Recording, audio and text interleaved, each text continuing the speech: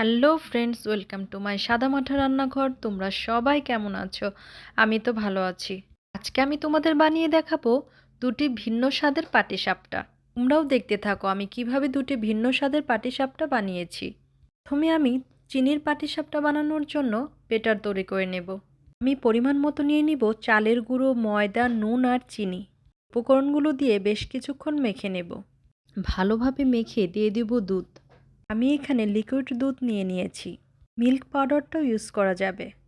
দুধ দিয়ে ভালোভাবে মিশিয়ে নেব। এখন অল্প অল্প জল দিয়ে একটা বেটার তৈরি করে নেব। বেটারটা বেশ ভালো করে মেখে নিতে হবে। এখানে ঠান্ডা জল ব্যবহার করেছি। বেশ কিছুক্ষণ মেখে বেটার তৈরি করে নিলাম। বেটারটা ঘনও করা যাবে না, পাতলাও করা যাবে না। বেটারটা ঠিক এরকম তৈরি করতে হবে। 20 মিনিট রেস্টে রেখে দেব। এখন আমি খেজুরের গুড়ের পাটিসাপটা বানানোর জন্য বেটার তৈরি করে নেব।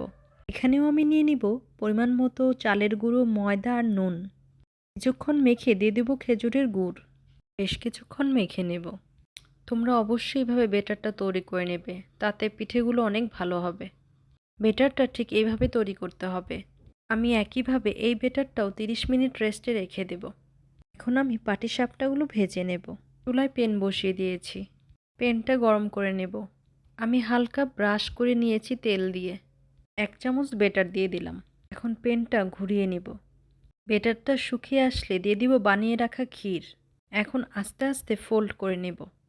আমি প্রত্যেকটি পাটিসাপটা এইভাবে বানিয়েছি।